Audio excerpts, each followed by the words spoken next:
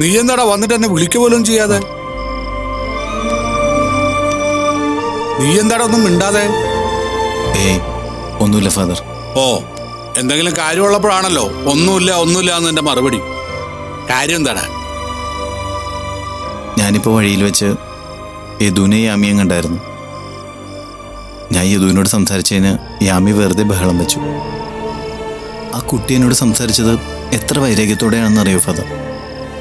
എന്നെ കാണുമ്പോൾ അരുണങ്കിൽ നിന്നും പറഞ്ഞ് വിശേഷം ചോദിക്കാൻ വന്നിരുന്ന കുട്ടികളാണ്. ഇപ്പം എന്തോ വലിയ ശത്രുവിനൊക്കെ കാണുന്ന പോലെ. ഇത്രയൊക്കെ കാണിക്കാൻ ഞാൻ എന്ത് തെറ്റാ ഫാദർ ചെയ്ത്? എടാ, കുടുംബം ഒരു വലിയ മരമാണെങ്കിൽ അതിലെ ചെറിയ ചില്ലകളാ കുട്ടികൾ. അപ്പോ ആ മരത്തിന് തീ പിടിക്കുമ്പോ ചെറിയ ചെറിയ ചില്ലകളിലേക്കും തീ പടരും. എടാ, മൈഥിലിയുടെ കുടുംബത്തിന്റെ അവസ്ഥ നിനക്കറിയാലോ. അവിടെ എന്താണ് പുകയുന്നതെന്ന് നമുക്ക് ആർക്കും വ്യക്തമായിട്ട് മനസ്സിലായിട്ടില്ല. അപ്പോ പിന്നെ നമ്മൾ ഇതിനെക്കുറിച്ച് അന്വേഷിച്ച് നടന്നിട്ട് എന്താ കാര്യം? ഇനി വഴിയിൽ അവരെവിടെ കണ്ടാലും ഒഴിഞ്ഞുമാറി നടക്കണമെന്നാണോ ഫാദർ പറയുന്നത്? അതോ അവരെന്ത് വിളിച്ചു പറഞ്ഞാലും ഞാൻ മിണ്ടാതിരിക്കണം എന്നാണോ? എടാ അരുണേ, നിശബ്ദത അത്ര മോശമായതൊന്നുമല്ല. ചില നേരത്തൊക്കെ മനുഷ്യർക്കത് ഉപയോഗിക്കാം. എങ്കിൽ പിന്നെ ഞാൻ വായി മൂടിക്കെട്ടി നടക്കാം ഫാദർ. പിന്നെ മൈഥിലി മാമിനോട് ചോദിക്കാൻ പാടില്ല, സാരംഗ് സാറിനോടും പാടില്ല. കുട്ടികളാണെങ്കിൽ ഇതേ ഇങ്ങനെയും. പക്ഷേ എല്ലാവർക്കും ഒരു നിർബന്ധമുണ്ട്, എന്നെ ഒറ്റപ്പെടുത്തി അടങ്ങുള്ളെന്ന്. നിന്റെ മനസ്സാകെ അസ്വസ്ഥമാണ്. വേണമെങ്കിൽ കുറച്ച് സമയം നീ റെസ്റ്റ് എടുത്തോ. കുറച്ച് കഴിഞ്ഞിട്ട് എനിക്കൊന്ന് പുറത്തു പോകണം. ഫാദർ എപ്പോൾ വരും? ഓ, കൂടി വന്ന ഒരു അരമണിക്കൂർ. അല്ല, നീ എങ്ങോട്ടെങ്കിലും ഇറങ്ങുന്നുണ്ടോ? എനിക്കറിയില്ല ഫാദർ. മനസ്സിനൊരു സ്വസ്ഥതയില്ലെങ്കിൽ ഞാൻ എങ്ങോട്ടെങ്കിലും ഇറങ്ങിപ്പോവും.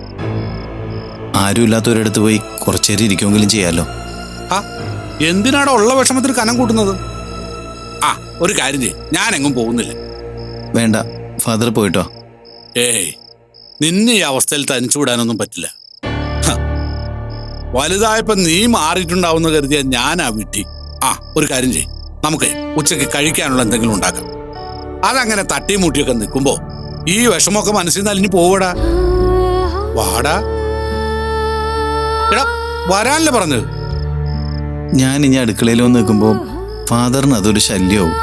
ഓ, അത് ഞാൻ അങ്ങ് സഹിച്ചു. നീ വാടാ, നീ പണിയൊന്നും എടുക്കണ്ടടാ, വാ.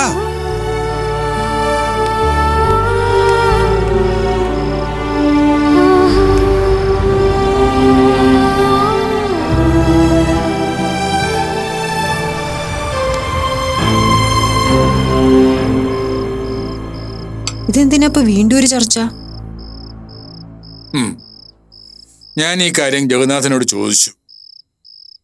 അല്ല, ഒരു അവസാന ശ്രമം എന്ന നിലയ്ക്ക്. അച്ഛന് വേറെ പണിയൊന്നുമില്ലേ? ചർച്ചയ്ക്കിരിക്കാൻ പറ്റിയ ഒരു കാര്യം. അച്ഛാ, സാരംഗ് എന്നെ കൊന്നിരുന്നെങ്കിൽ പോലും അച്ഛൻ ഇത്രയും വിഷമിക്കേണ്ട കാര്യമില്ലായിരുന്നു. പക്ഷെ അച്ഛന്റെ മോള് തെറ്റുകാരിയാണെന്ന് സാരംഗ് പറഞ്ഞത് എന്റെ ജീവിതത്തിന്റെ മൊത്തം അന്തസ്സ് ചുരുട്ടിക്കൂട്ടിക്കൊണ്ടാ. പറഞ്ഞു പിരിഞ്ഞതാ. അങ്ങനെ ചിന്തിക്കുന്ന ഒരാളോട് എനിക്ക് വെറുപ്പാണെന്ന് ഞാൻ പറഞ്ഞതാണല്ലോ. ഇനിയില്ല, ഒരു സംസാരത്തിന് ഞാനില്ല. സ്വന്തം മകന്റെ കൂടെ അല്ലാതെ നിന്റെ കൂടെ നിൽക്കുകയും നിനക്ക് വേണ്ടി പ്രാർത്ഥിക്കുകയും ചെയ്യുന്ന ഒരച്ഛനും അമ്മയും മറുപുറത്തുണ്ട്. ജഗന്നാഥനും അംബികയും. വേറെ എവിടെയെങ്കിലും ഇങ്ങനൊരു അവസ്ഥ ഉണ്ടാകുമെന്ന് നിനക്ക് തോന്നുന്നുണ്ടോ? എത്ര കൊള്ളരുതാത്തവനായാലും അച്ഛനമ്മമാർ സ്വന്തം മകനെ ന്യായീകരിക്കില്ലേ? അവന്റെ വാക്ക് കേൾക്കില്ലേ? അങ്ങനെയുള്ളവർ ഒരു കാര്യം പറയുമ്പോ എനിക്കത് തള്ളിക്കളയാൻ പറ്റില്ല. എന്നുവെച്ചാ ഒരു വട്ടം കൂടി ഈ നാണക്കേടുകളൊക്കെ കേൾക്കണം അല്ലേ?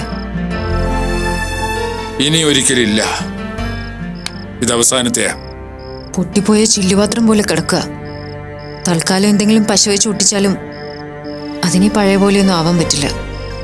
ഒരു കോംപ്രമൈസ് നടന്നാ പോലും. മോളെ, ഞങ്ങൾ സംസാരിച്ചപ്പോ ജഗന്നാഥൻ പറഞ്ഞ ഒരു കാര്യമുണ്ട്. നമ്മളിനി ഒരുപാട് കാലമില്ല, മുന്നോട്ട് പോകേണ്ടത് നമ്മുടെ മക്കളാണ്. അത് തന്നെ ഞാൻ ഇപ്പൊ നിന്നോട് പറയുക. നിങ്ങളെക്കാൾ മുന്നോട്ട് പോകേണ്ടത് നിങ്ങളുടെ മക്കളാണ്. അവരൊറ്റപ്പെട്ടവരായി വളരാതിരിക്കാൻ, നാളെ അവർക്ക് സമൂഹത്തിന്റെ മുന്നിൽ കുറഞ്ഞവരാണെന്നൊരു തോന്നലില്ലാതിരിക്കാൻ ശ്രമിച്ചേ പറ്റൂ. ആയിക്കോട്ടെ അച്ഛാ. ആ ആ മോൻ പഠിക്കുകയായിരുന്നു, കണ്ടില്ലേ? അല്ലെങ്കിൽ എന്തൊരു ഉന്മേഷമായിരുന്നു അവനെ. ഇപ്പൊ ദാ തളർന്നു തൂങ്ങിയൊക്കെയാണ്. അമ്മേ, ഇന്ന് അച്ഛനായിട്ട് ബഹളം ഉണ്ടാവോ? നിങ്ങൾ സംസാരിക്കുന്ന ഞാൻ കേട്ടു. ബഹളം വെക്കണ്ട അമ്മേ, എനിക്ക് പേടിയാ. മോനെ, ആര് പറഞ്ഞു ബഹളമാണെന്ന്? അപ്പൂപ്പൻ വരുമ്പോ നമ്മളെല്ലാരും കൂടിയിരുന്ന് സംസാരിക്കാറില്ലേ? അതുപോലെ ഇത്തിരി നേരം, അല്ലാതെന്താ? മോനിന്ന് നേരത്തെ ഭക്ഷണം കഴിച്ചു കിടന്നു, ഒന്നും കേൾക്കാൻ നിൽക്കണ്ട. അപ്പൊ പിന്നെ പേടിക്കില്ലല്ലോ. ഞാൻ ഉറങ്ങില്ല. കേട്ടോ അച്ഛാ, എന്താ ഉറങ്ങില്ലെന്ന് പറയുന്നെന്നറിയോ? എനിക്ക് കാവലാ. മക്കളുടെ കരുത്തുള്ള കൈകള് അച്ഛനമ്മമാരുടെ ബലമാന്ന് പറയില്ലേ? എനിക്കിതേ ഈ കുഞ്ഞു കൈകളാ കൂട്ട്. ഇതാ സംരക്ഷണം.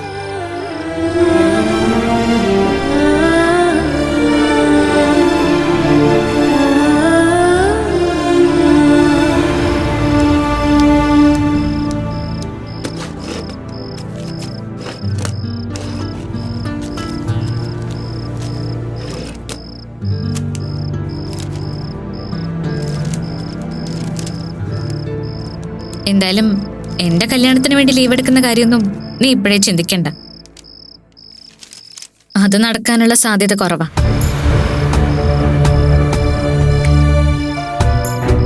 ഏയ്, അരുൺ ഒഴിഞ്ഞു മാറിയതൊന്നുമല്ല. ചില പ്രോബ്ലംസ് ഉണ്ട്. അത് ഞാൻ നിന്നെ നേരിൽ കാണുമ്പോ പറയാം. വേണ്ട വേണ്ട, നീ അരുണിനെ വിളിക്കൊന്നും വേണ്ട. ഒന്നുമില്ലടി, ചില തീരുമാനങ്ങൾ അല്പം വൈകിയാണെങ്കിലും നമ്മൾ തിരുത്തുമല്ലോ. അങ്ങനെ കണ്ടാ മതി. ശരി, ഞാൻ തന്നെ വിളിക്കാം.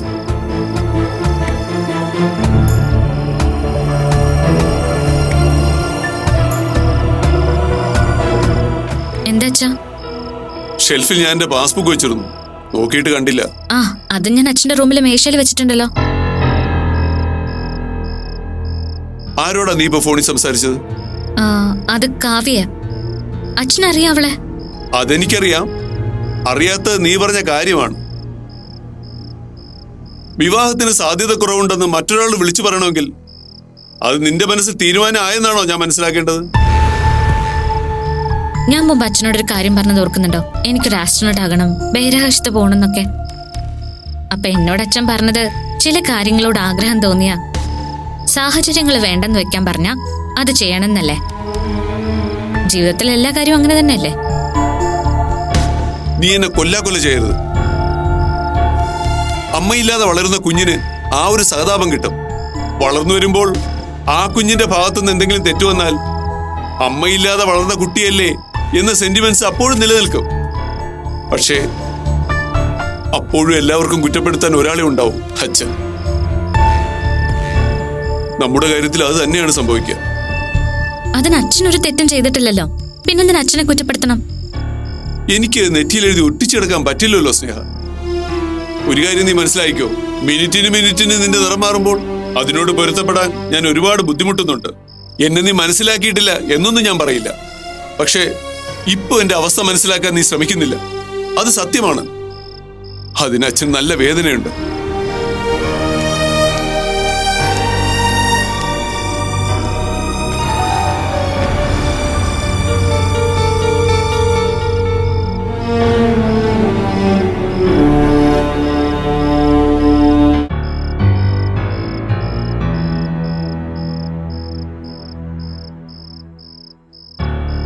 ആ, പഠിക്കാനൊന്നുമില്ലേ? ഉണ്ട്, ഞാൻ പഠിച്ചുകൊണ്ടിരിക്കുകയായിരുന്നു. ഇന്ന് എന്താ ഒരു ഡിസ്കഷൻ? ഓ അതോ, അച്ഛനും അമ്മ എന്തോ പറഞ്ഞു. അനുസരിച്ചില്ല എന്ന് തോന്നിയാ അവർക്കത് വിഷമാവും. അച്ഛനോടെല്ലാം ക്ഷമിക്കാൻ പറയും. അച്ഛൻ പറഞ്ഞതെല്ലാം തെറ്റാന്നും പറയും. അച്ഛൻ തോറ്റെടുക്കാൻ പോവാണോ? അപ്പൂപ്പനും അമ്മൂമ്മയ്ക്ക് പറയാനുള്ളത് അവര് പറയും, അച്ഛന് പറയാനുള്ളത് അച്ഛൻ പറയും. അങ്ങനെയല്ലേ വേണ്ടത്? എന്തായി കാണിക്കുന്നേ? ഞാൻ പറയുന്ന അച്ഛൻ ശ്രദ്ധിക്കുന്നില്ല. ശ്രദ്ധിക്കുന്നുണ്ട്. ഇപ്പൊ ഈ വീട്ടില് മോള് പറയാറുള്ളത് മാത്രം അച്ഛൻ ശ്രദ്ധിക്കാറുള്ളത്. സംസാരിക്കാൻ ഇരിക്കുകയാണെങ്കിൽ അച്ഛന്റെ കൂടെ ഞാനും ഇരിക്കാം. എന്തിന്? അച്ഛന് ബലം കൂടിക്കൂട്ടെന്ന് വെച്ചാണോ? അപ്പൂപ്പനോ അമ്മമ്മയോ അമ്മയുടെ സൈഡാ. അച്ഛൻ ഒറ്റപ്പെടും. ഒരു വലിയ ബിസിനസ് ലോകം മുഴുവൻ അച്ഛനെതിരായിരുന്ന ഒരു സമയമുണ്ട്. അച്ഛൻ പൂർണ്ണമായിട്ട് ഒറ്റപ്പെട്ട സമയം.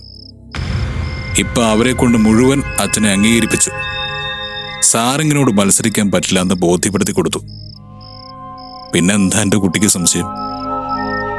അച്ഛൻ അമ്മയോട് പഴയതുപോലെ സംസാരിക്കാൻ തീരുമാനിച്ചാലും എനിക്ക് പറ്റില്ല. എനിക്കിനി സ്നേഹത്തോടെ നോക്കാനോ കാണാനോ ഒന്നും പറ്റില്ല. തൽക്കാലം ഒരു കാര്യം ചെയ്യും.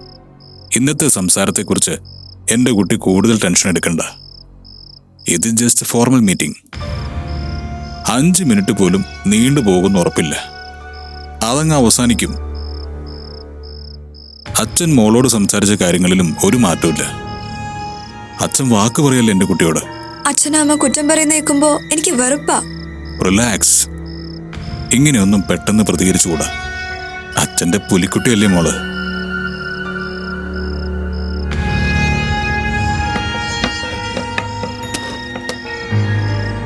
ഇന്നെന്താ ഓഫീസിൽ നിന്ന് വന്നിട്ട് വിശേഷമൊന്നും പറഞ്ഞില്ല? അല്ലെങ്കിൽ അങ്ങനെ അല്ലല്ലോ.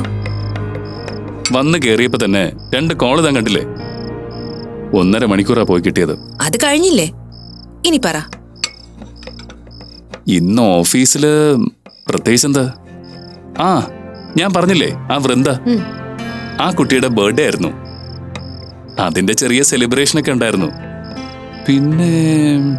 പിന്നെന്താ, ഈ ആളുകളുടെ വരവും പോക്കും മീറ്റിങ്ങും അത്ര തന്നെ. ബോറടിച്ചു തുടങ്ങിയോ? സംസാരം കേട്ടിട്ട് അങ്ങനെ തോന്നുന്നു. ഏയ്, അങ്ങനെ ബോറടിച്ച് തുടങ്ങുമ്പോ ഞാൻ എന്റെ കമ്മിറ്റ്മെന്റ്സിനെ കുറിച്ച് ആലോചിക്കും. സാരംഗിന്റെ കടം വീട്ടണ്ടേ? നമുക്ക് ജീവിക്കണ്ടേ? ഭാവിയിലത്തേക്ക് എന്തെങ്കിലും കരുതി വെക്കണ്ടേ? ഇത്രയൊക്കെ ചിന്തിച്ച ബോറടിയൊക്കെ തനിയെ മാറിക്കോളൂ. പണിയെടുക്കാനുള്ള ഊർജവും കിട്ടും. ആ, പിന്നെ വേറൊരു വിശേഷമുണ്ട്. സാരംഗിന് പുതിയൊരു പാർട്ട്ണർ വന്നിട്ടുണ്ട്. ആ, മായാ മഹേശ്വരി അല്ലേ? അത് തനിക്കെങ്ങനെ അറിയാം? എന്നോട് മൈഥിലി പറഞ്ഞു. പാർട്ട്ണറിന്റെ കാര്യം വീട്ടിലാർക്കും അറിയില്ലെന്നാ സാരംഗ് എന്നോട് പറഞ്ഞത്. നിങ്ങൾ രണ്ടുപേരും ചാരപ്പണി വല്ലതും തുടങ്ങിയിട്ടുണ്ടോ? ചാരപ്പണിയൊന്നും അല്ല മിസ്റ്റർ. മൈഥിലിയോട് കുട്ടിച്ചനാ പറഞ്ഞത്. ഒരു മുന്നറിയിപ്പ് പോലെ. എന്ത് മുന്നറിയിപ്പ്? കുട്ടിച്ചനും ഭാര്യയ്ക്കും മൈഥിലിയുടെ കാര്യത്തില് ഒരു പ്രത്യേക താല്പര്യം ഉണ്ടല്ലോ. അവർക്ക് മൈഥിലി മോളെ പോലെയല്ലേ, അതുകൊണ്ടാ. രഞ്ജിത്ത് കണ്ടോ അവരെ? ഏയ് ഇല്ല, ആളിപ്പോഴും കേട്ടന്റെ പുറകില്. സാരംഗിന്റെ വിശദീകരണങ്ങൾ കേട്ടപ്പോ അല്പം കടുപ്പമുള്ള ഒരാളെ പോലെ തോന്നി. എന്നുവെച്ചാ? ഞാനീ പറയുന്നൊക്കെ അതേപോലെ മൈഥിലിയോട് പറയാനാണോ? മുഴുവനും പറയില്ല. ആ, എന്നാ ഓക്കെ. മായാ മഹേശ്വരി വിദേശത്ത് എവിടെയായിരുന്നു, അതിസമ്പന്നയാണ്. പിന്നെ സാരംഗ് എടുത്ത് പറഞ്ഞത് ഇന്റർനാഷണൽ ലെവലിൽ അവർക്കുള്ള കണക്ഷനെ കുറിച്ച്. സാരംഗിനെപ്പോഴും കുറച്ച് ഹയർ പ്രോജക്റ്റ് ആണല്ലോ താല്പര്യം. ഇവരുടെ വരവ് അതിന് ഗുണം ചെയ്യുമെന്നൊക്കെയാ പറയുന്നത്. ഞാൻ വേറൊരു കാര്യം ചോദിക്കട്ടെ? സാരംഗിന്റെ ബിസിനസ്സിൽ വേറെ എന്തെങ്കിലും പ്രോബ്ലംസ് ഉണ്ടോ? സാരംഗ് സാമ്പത്തികമായി വീണു പോകുന്ന രീതിയിലെങ്ങാനും? എവിടെന്ന്? കമ്പനി കാര്യങ്ങളുടെ ചില വീഴ്ചകൾ ഉണ്ടായിട്ടുണ്ട്. പക്ഷേ അയാളുടെ സമ്പത്ത് കടല് പോലെ കിടക്കുക. ആ, അപ്പോ ഒരു സാമ്പത്തിക സഹായത്തിന് ചാരിയ തൂണല്ല മായാ മഹേശ്വരി. തന്റെ ചോദ്യങ്ങൾ കേൾക്കുമ്പോഴേ എനിക്ക് പേടിയാവുന്നുണ്ട്. ഒരുമാതിരി പോലീസുകാരുടെ മുമ്പിൽപ്പെട്ട അവസ്ഥ പോലെയാ. ഒരു കാര്യം ഞാൻ പറഞ്ഞേക്കാം. താൻ മൈഥിലിയോട് എന്തെങ്കിലും കാര്യം പറയുന്നത് അവരുടെ കുടുംബത്തിലൊരു സംഘർഷത്തിന് കാരണമാവരുത്. അവരുടെ കുടുംബത്തിന് ഇനി എന്തിനാ പുതിയൊരു സംഘർഷം? ഇപ്പോൾ ഉള്ളതൊക്കെ തന്നെ ധാരാളമല്ലേ? ഞാൻ സാരംഗിനോട് ഒന്ന് മനസ്സ് തുറന്ന് സംസാരിക്കണമെന്ന് എപ്പോഴും കരുതും. പക്ഷേ അയാൾ അതിനൊരു ഗ്യാപ്പ് തരുന്നില്ല. സംസാരിക്കാൻ ശ്രമിക്കരുതെന്ന് വാർണിംഗും തന്നിട്ടുണ്ട്. So that chapter is closed. നമ്മൾ തൊഴിലാളിയും അയാൾ മുതലാളിയും. ആഹാ, എന്നാ പിന്നെ തൊഴിലാളി ജോലി ചെയ്യാതിരിക്കണ്ട. ചപ്പാത്തി പലക, റോളർ, പരത്തിക്കോ.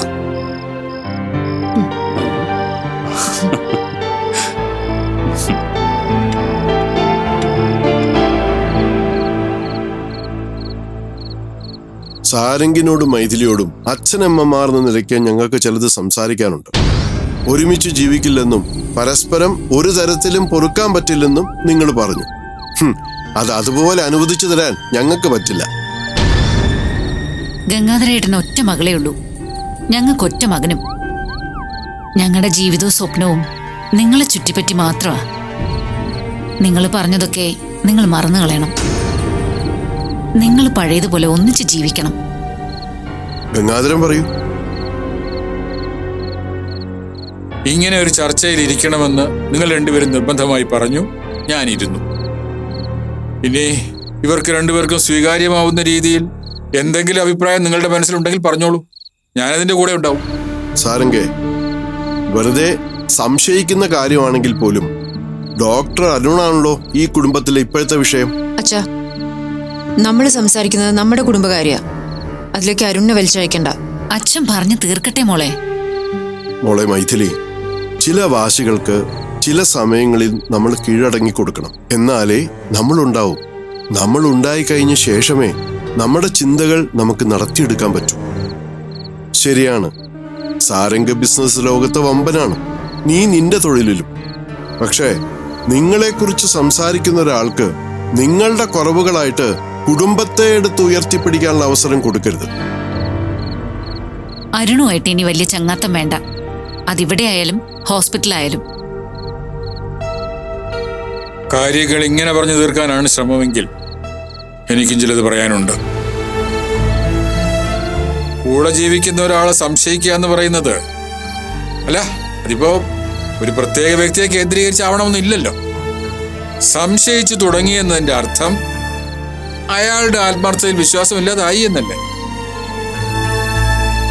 നാളെ മറ്റൊരാളെ ചേർത്ത് ഇതുപോലെ പറഞ്ഞുണ്ടാക്കാമല്ലോ. അന്ന് അയാളോട് മൈഥിലി മിണ്ടാതിരിക്കണോ? എന്താ നിങ്ങൾ എല്ലാവരും കൂടെ ഉദ്ദേശിക്കുന്നത്? വേറൊന്നുമല്ല, അരുൺ ഇനി ഇതിനിടയിൽ ഒരു ചർച്ചയാവരുത്. നിങ്ങൾക്ക് നിങ്ങളുടെ ജീവിതം, അവിടെ അരുൺ ഉണ്ടാവരുത്. നടക്കില്ല. എനിക്ക് ഇക്കാര്യത്തിൽ തിരിച്ചൊന്ന് ആലോചിക്കണമെങ്കിൽ പോലും അരുൺ എന്ന വ്യക്തി ആ ഹോസ്പിറ്റലിൽ ഉണ്ടാവാൻ പാടില്ല. അയാൾ ഈ നാട്ടിലേ ഉണ്ടാവാൻ പാടില്ല. കുറച്ചു നാളുകൾക്ക് ശേഷം എന്റെ മനസ്സിന് പൊരുത്തപ്പെടാൻ പറ്റുമെങ്കിൽ. പൊരുത്തപ്പെടണ്ട. ഞാൻ ഇത്രയും നേരം സൈലന്റ് ആയിരുന്നു. അച്ഛനമ്മയെ സ്നേഹത്തോടെ പറയുന്നതും സാരംഗ് നിർബന്ധപൂർവം പറയുന്ന ഒന്ന് തന്നെയാ. ഞാൻ ചീത്തയാണെന്ന് സമ്മതിക്കണം. അതെന്റെ മരണം വരെ ഉണ്ടാവില്ല. ആണും പെണ്ണും തമ്മിൽ അതിർത്തി വേലി കെട്ടി നിന്നിരുന്ന കാലമൊക്കെ കഴിഞ്ഞു. എൻ്റെ ഒരു സഹപ്രവർത്തകനെ മാന്യമായ രീതിയിൽ സാരംഗിനെ മനസ്സിലാക്കാൻ പറ്റിയില്ലെങ്കിൽ, എൻ്റെ സഹോദരനെന്ന് ഞാൻ അവനെ വിളിക്കുന്നത് പോലും ഉൾക്കൊള്ളാൻ പറ്റിയില്ലെങ്കിൽ, നിങ്ങളെ എന്നേക്കോ വേണ്ടാന്ന് വെക്കാനാ എൻ്റെ ഉദ്ദേശം. അച്ഛൻ ഈ ചർച്ചയ്ക്ക് ഇരിക്കുന്നത് പൂർണ്ണ മനസ്സോടെ അല്ലാന്ന് എനിക്കറിയാം.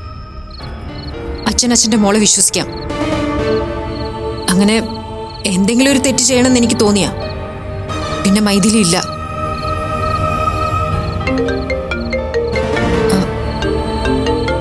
ഹോസ്പിറ്റലിൽ നിന്നാ, എന്തെങ്കിലും അത്യാവശ്യമായിരിക്കും.